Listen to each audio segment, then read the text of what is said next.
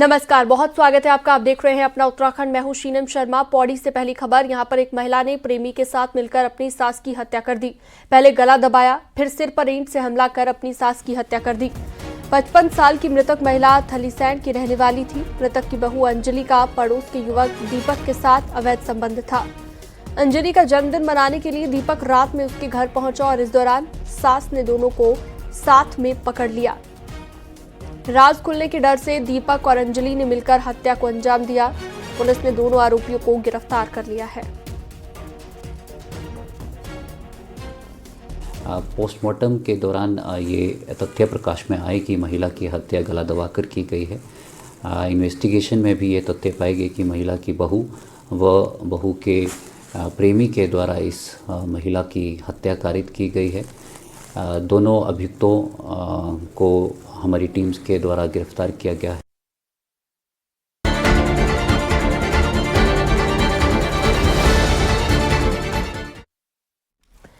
मुख्यमंत्री पुष्कर सिंह धामी ने देहरादून नगर निगम मेयर पद के प्रत्याशी के समर्थन में कैंट विधानसभा क्षेत्र में चुनाव प्रचार किया, जहां पर आयोजित बीजेपी कार्यकर्ता सम्मेलन में सीएम धामी ने कहा कि कार्यकर्ताओं की मेहनत, समर्पण और निष्ठा ने हमेशा पार्टी को सफलता दिलाई है। इस बार भी कार्यकर्ताओं के दम पर बीजेपी देहरादून नगर निगम चुनाव में शानदार जीत हासिल करेगी। मुख्यमंत्री ने कहा कि देहरादून को आदर्श शहर बनाने और यहां के नागरिकों की समस्याओं का समाधान करने के लिए सरकार हर समय तत्पर रही है। उन्होंने कहा, निकाय क्षेत्र में ट्रिपल इंजन की सरकार बनने के बाद विकास योजनाओं का तेजी से विस्तार होगा।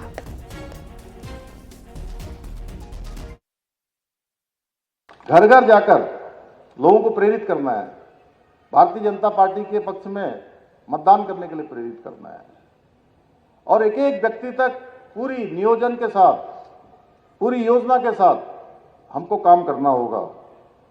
क्योंकि जब केंद्र और राज्य और स्थानीय निकाय में भी भाजपा की ट्रिपल इंजन की सरकार होगी तो हमारी केंद्र और राज्य सरकार की जो योजनाएं हैं, नीतियां हैं, उसका लाभ प्रत्येक व्यक्ति तक बहुत आसानी से पहुंचेगा। अन्यथा बीच में अवरोध पैदा हो जाता है। कई बार हम लोग विकास के काम करना चाहते हैं, लेकिन अगर बोर्ड अच्छा नहीं होता है, सभासद अच्छे नहीं होते हैं, उन क्षेत्रों में हम काम करने में हमें बहुत परेशानी आती है। निकाय चुनाव के लिए बीजेपी घोषणा पत्र जारी करेगी और इसी संकल्प पत्र का नाम दिया गया है। बीजेपी का संकल्प पत्र प्रदेश स्तर पर होगा और हर नगर निगम के लिए बीजेपी अलग अलग संकल्प पत्र जारी करेगी। सीएम धामी बुधवार सुबह 10 बजे बीजेपी ऑफिस में संकल्प पत्र जारी करेंगे।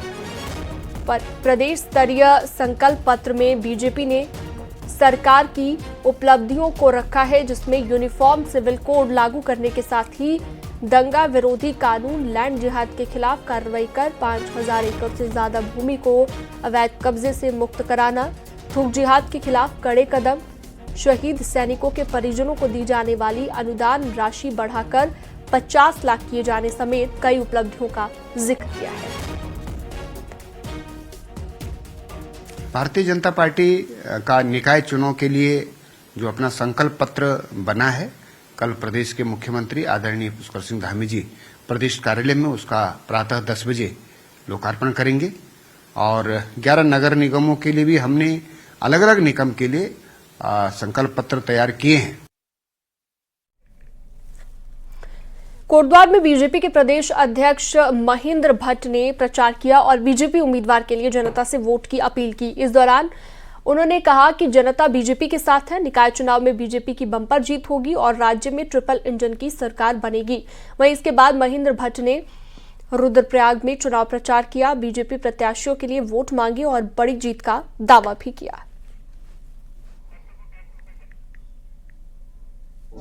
कोटद्वार के अंदर भारतीय जनता पार्टी एक तरफा जीत कर बढ़ रही है और जिस प्रकार से हमारे कार्यकर्ता प्रत्येक वार्ड के अंदर काम कर रहे हैं, हर बूथ के अंदर पार्टी कार्यकर्ताओं द्वारा काम किया जा रहा है, वो जीत के लक्ष्य की ओर बढ़ रहा है। और मैं कह सकता हूँ कोटद्वार भारतीय जनता पार्टी का खासतौर मैं कहता हूँ पहले से ही हमारा प्रभावी कर रहा है और यहाँ पर हमारे प्रत्याशी शैलेंद्र जी अच्छे मतों से इस बार जीतने वाले हैं। निकाय चुनाव प्रचार का अब एक हफ्ता बचा है। मंगलवार को नेता विपक्ष यशपाल आर्या ने देहरादून के अलग अलग वार्ड में प्रचार किया, खासतौर पर उन वार्ड जो रिजर्व हैं। यशपाल आर्य ने कहा कि देहरादून में कांग्रेस अच्छी पोजीशन में है तो दूसरे नगर निगमों में भी माहौल अच्छा है। उन्होंने कहा जनता बीजेपी के हिसाब मांगने में जुटी है।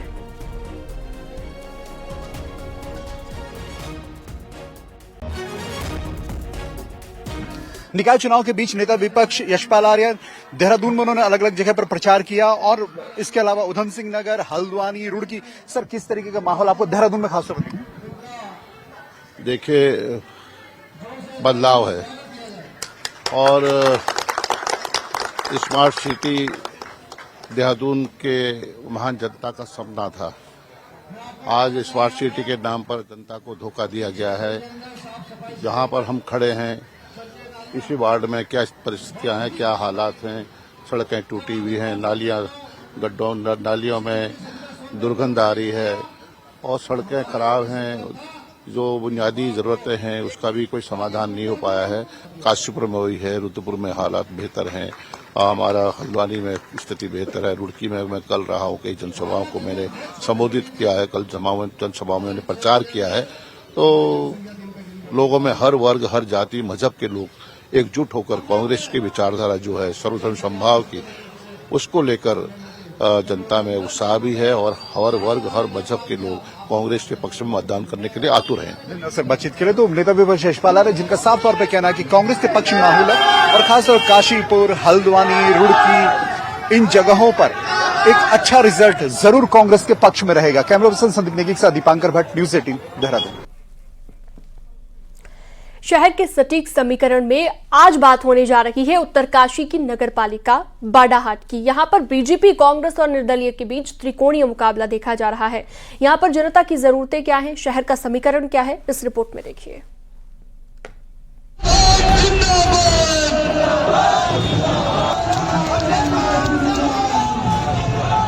उत्तरकाशी की सबसे बड़ी पालिका बाड़ाहाट नगर पालिका में निकाय चुनाव की सरगर्मी तेज है। प्रचार प्रसार का दौर जारी है। नगर पालिका बाड़ाहाट की स्थापना साल 1918 में सैनिटेशन कमेटी बाड़ाहाट के रूप में हुई। 1958 में नगर पालिका बाड़ाहाट में पहली बार चुनाव हुए। इस बाड़ाहाट पालिका में 22,738 मतदाता हैं, जिनमें 10,714 महिलाएं और 12,024 पुरुष मतदाता हैं, जो नगर के विकास के लिए नया प्रतिनिधि चुनेंगे। 106 साल पुरानी नगर पालिका के अध्यक्ष पद के लिए बीजेपी ने किशोर भट्ट को प्रत्याशी बनाया है, तो वहीं कांग्रेस ने दिनेश गौड़ को चुनावी मैदान में उतारा है। इसके साथ ही बीजेपी से टिकट न मिलने से नाराज पूर्व पालिका अध्यक्ष भूपेंद्र चौहान निर्दलीय चुनाव लड़ रहे हैं। नालियों की समस्याएं हैं। उससे ऊपर मैं अगर बात करूं तो जल भराव की, जुशाड़ा से लेकर गंगोरी, ज्ञानसू, तिलोत में सब जगह जल भराव की समस्या है।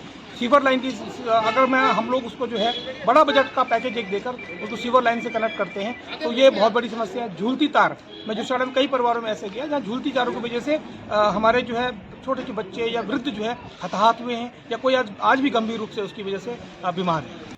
समस्याएं क्या हैं उत्तरकाशी की?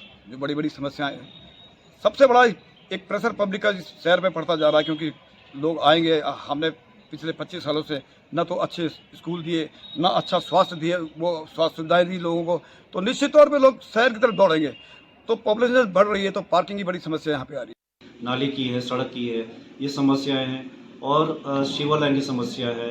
हमारी तामाकड़ी सुरंग की जो दुर्दशा है उसकी समस्या है और हमारे कालेश्वर मार्ग में जो जल भराव का जो मामला है उसको हम लोग बैठ के हम लोग अपने हिसाब से जनता के बीच में उनके जो राय लेके और उनको ये कहेंगे कि आप बताइए इसका रास्ता क्या है, और क्योंकि बजट कमी बिल्कुल नहीं रहेगी। चुनाव प्रचार के बीच स्थानीय जनता सुविधाएं बढ़ाने के साथ स्थानीय समस्याओं को हल करने की मांग कर रही है, जिसमें स्वच्छ पर्यावरण, स्वच्छ पानी और ठोस विकास की मांग है। कूड़ा निस्तारण, पार्किंग, जलभराव, सीवरेज सिस्टम, बिजली की झूलती तार, बदहाल सड़क, खेल का मैदान, बढ़ते नशे को रोकना शहर के मुख्य मुद्दे हैं और जो इनको हल करने की बात करेगा जनता उसे चुनेगी। कूड़े की समस्या हो गई, सीवर लाइन हो गई, रास्ते हो गए और नालियां हो गए, कई सारी समस्याएं जनपद उत्तरकाशी में है, और मतलब जो ये समस्याओं को दूर करेगा, लोगों की मतलब ये मतलब देखेंगे रास्ते अच्छे होंगे, मतलब नालियाँ अच्छी होगी, मतलब इसीलिए मतलब जो अच्छा काम करेगा उसी के लिए वोट करेंगे हम। उत्तरकाशी जो है सीवर से नहीं जुड़ पाया है और बहुत दयनीय स्थिति है। हम कहना चाहते हैं कि भाई सच्चे मन से, काशी विश्वनाथ की भूमि है और सच्चे मन से काम करना है तो आगे आएँ और इस बात को मद्देनजर रखते हुए जनता को मतदान करना चाहिए। ये चुनाव सिर्फ नगर पालिका का नहीं है, बल्कि ये तय करेगा जिला मुख्यालय में विकास की दिशा क्या होगी। मुद्दे बड़े हैं और चुनौतियां भी। अब देखना होगा जनता किसे अपना आशीर्वाद देती है। न्यूज़ 18 के लिए उत्तरकाशी से बलबीर परमार की रिपोर्ट।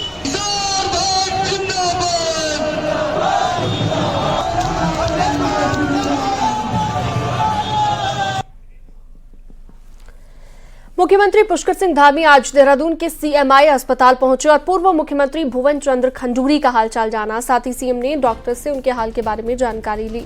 सीएम धामी ने कहा कि बाबा केदार से कामना करता हूं कि जल्द से जल्द खंडूरी का स्वास्थ्य लाभ हो। खंडूरी को कुछ दिक्कतों के बाद अस्पताल में भर्ती कराया गया है, जहां पर उनका इलाज जारी है। फुल रही है और आईसीयू से बाहर आ गए हैं। इस वक्त वो सीएमआई हॉस्पिटल में हैं। सिद्धबली बाबा की कृपा से सब कुछ ठीक हुआ है। आप सब के आशीर्वाद से, आप सब के प्यार से मुझे पूर्ण विश्वास है कि मेरे पिताजी जल्द ही घर लौटेंगे। आगे बढ़ते हैं, अगली खबर देहरादून से। वेटरनर्स डे के मौके पर गढ़ी कैंट में बड़ी धूमधाम के साथ समारोह का आयोजन किया गया। इस कार्यक्रम में राज्यपाल, retired lieutenant general Gurmeet Singh और सैनिक कल्याण मंत्री गणेश जोशी ने शौर्य स्थल पर वीर शहीदों को याद किया, वीरांगनाओं को सम्मानित किया। वहीं भारतीय सशस्त्र बलों के पहले commander in chief field marshal KM Cariappa के योगदान को भी याद किया जाता है, जो कि 1953 में इसी दिन रिटायर हुए थे। कार्यक्रम में भूतपूर्व सैनिकों के लिए कई स्टॉल लगाए गए थे, जिनमें मेडिकल सहायता के साथ पेंशन संबंधित जानकारी भी दी गई है। हरिद्वार में अखिलेश यादव ने लगाई गंगा में डुबकी। सोशल मीडिया साइट एक्स पर पोस्ट किया और अखिलेश ने इस बात की जानकारी दी। एसपी अध्यक्ष अखिलेश यादव ने पोस्ट कर लिखा, मकर संक्रांति पर मां गंगा का आशीर्वाद लिया। तो अखिलेश यादव ने हरिद्वार में मां गंगा में आस्था की डुबकी लगाई और उसके बाद सोशल मीडिया साइट एक्स पर उन्होंने पोस्ट किया और लिखा कि मकर संक्रांति पर मां गंगा का आशीर्वाद लिया।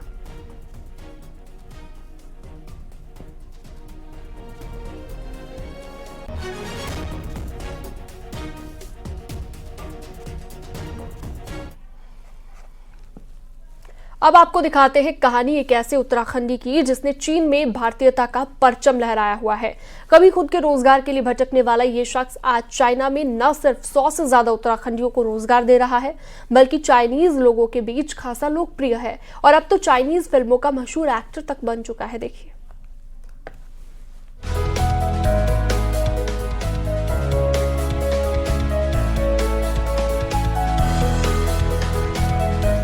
ये है टिहरी के केमरिया सौड़ गांव के देव रतूड़ी। 20 साल पहले रोजगार की तलाश में चीन पहुंचे देव रतूड़ी ने यहाँ एक अमेरिकन रेस्टोरेंट में वेटर की नौकरी से शुरुआत की और फिर 5 साल के अंदर ही वो इस रेस्टोरेंट के मैनेजर बन गए। 2013 में देव रतूड़ी ने अंबर पैलेस के नाम से पहला भारतीय रेस्टोरेंट खोला, जिसमें पूरी तरह भारतीय संस्कृति और परंपराओं की झलक थी। रेस्टोरेंट में इंडियन कपड़े भी रखे हुए हैं। अगर आप इंडियन कपड़े पहनकर खाना खाते हैं तो रेस्टोरेंट में ऐसे कस्टमर्स को कई सुविधाएं दी जाती हैं। देव रतूड़ी का ये रेस्टोरेंट इतना पॉपुलर हुआ कि पूरे चाइना में उन्होंने भारतीय रेस्टोरेंट की चेन बना दी है, जिसमें 15 रेस्टोरेंट शामिल हैं। इन रेस्टोरेंट में करीब 100 कर्मचारी उत्तराखंड के हैं। यात्रा आसान तो नहीं थी। ये लगभग 20 साल हो गए मेरे को चीन में रहते हुए। तो शुरू में एज अ वेटर एक मौका मिला था हमको। एज अ वेटर मैंने काम करना शुरू करा चीन में। तो ये कल्चरल गैप था, दिमाग में आया कि क्यों ना कुछ ऐसा किया जाए जिससे लोगों को हमारे भारत के बारे में, भारतीयता के बारे में पता चले। सो इसलिए हमने फिर 2013 में एक रेस्टोरेंट खोला और वहाँ हमने एक कल्चर और शुरू करा कि साड़ी पहन के आप आएंगे, पहले आप बुकिंग करेंगे तो आपको फ्री में इंडियन कपड़े मिलेंगे, उनको पहन के और आप जो है खाना खा सकते हैं, फोटो खींच सकते हैं। तो ये बड़ा पॉपुलर हुआ। तो एक रेस्टोरेंट से शुरुआत हुई और अभी हमारे चेन में लगभग 15 रेस्टोरेंट हैं, जिसमें कि 150 से ज्यादा लोग काम करते हैं और उसमें 100 लोग जो है 100 से ज्यादा लोग हमारे उत्तराखंड से हैं। देव रतूड़ी चाइना में सिर्फ रेस्टोरेंट ही नहीं चलाते, बल्कि बतौर फिल्म एक्टर भी खासे पॉपुलर हैं। देव चाइना की 45 से ज्यादा फिल्मों और टीवी सीरियल में काम कर चुके हैं। चाइना की फिल्मी दुनिया में देव गैंगस्टर नाम से चर्चित हैं। और फिल्मों का ये था कि 1998 में मैंने मार्शल आर्ट सीखा है। मैंने ब्रूस ली की फिल्म को देख के मैं बड़ा प्रेरित हुआ था और उसके बाद मैं बम्बई गया था। तो मैंने इंडिया में भी एक टीवी सीरियल में और एक हरियाणवी फिल्म में काम करा था मैंने 2000 में। और उसके बाद वो सपना था मन में एक, यहाँ कर नहीं पाया, बहुत ज्यादा कंपटीशन है। तो फिर चाइना में जब गया मैं तो 10 साल बाद मेरे को फिर एक बार मौका मिला। एक डायरेक्टर था, वो किसी तरह से हमारे रेस्टोरेंट में आया, तो बोला रेस्टोरेंट बड़ा प्यारा बना रखा है, यहाँ पर एक शूट करना है और एक छोटा सा रोल है। तो मैंने वो जो रोल निभाया उसको वो बड़ा पसंद आया, तो उसने दूसरे डायरेक्टर को रेफर करा धीरे करके। अभी आप देखते हैं मैंने लगभग चाइना की 45 से भी ज्यादा फिल्मों और टीवी ड्रामा में मैं अब तक काम कर चुका हूँ और विभिन्न तरह के रोल निभा चुका हूँ, ज्यादातर गैंगस्टर होते हैं। देव रतूड़ी बेहद गरीब परिवार से निकलकर आते हैं और अब वो चाहते हैं कि उनके गांव के आसपास के बच्चों का स्कूल किसी भी जरूरत की वजह से ना छूटे। यही नहीं, देव रतूड़ी हर साल उत्तराखंड यानी अपने गांव आना नहीं भूलते हैं। चाइना में रहते हुए 20 साल हो गया, तो हमको साल भर में मौका मिलता है आने का, लेकिन हम क्या है कि अपनी संस्कृति से जुड़े हुए हैं। तो वहाँ पर रहते हुए भी जैसे मैं हर दिन 5 बजे उठ जाना, 2 घंटा ध्यान करना, पूजा करना, जैसे हमारे बच्चे हैं तो हमने उनको अपनी संस्कृति से ऐसा जोड़ के रख रखा कि शनिवार इतवार को कभी भी हम खुद नहीं पूजा करते, हम बच्चों से करवाते हैं। उनको पता चलना चाहिए, तो कोशिश करते हैं घर पे भी ऐसा माहौल हो, पहाड़ी माहौल हो। कभी पहाड़ी खाना बना दिया, पहाड़ी गाने लगा दिए, तो गाँव की यादों से जुड़े रहते हैं।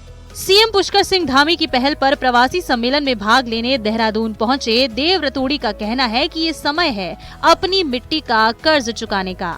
मुख्यमंत्री की पहल पर देव रतूड़ी ने टिहरी में 2 गांव भी गोद लिए हैं। देव रतूड़ी का कहना है कि इन गांवों को पर्यटन हब के तौर पर विकसित करने की उनकी योजना है। देहरादून से न्यूज़ 18 के लिए सुनील नवप्रभात की रिपोर्ट।